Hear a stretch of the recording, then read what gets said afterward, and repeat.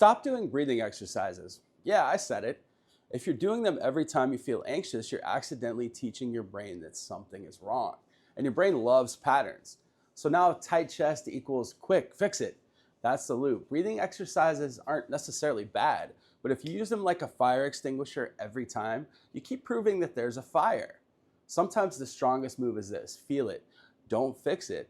Let it pass. Your lungs don't need rescue, they need trust.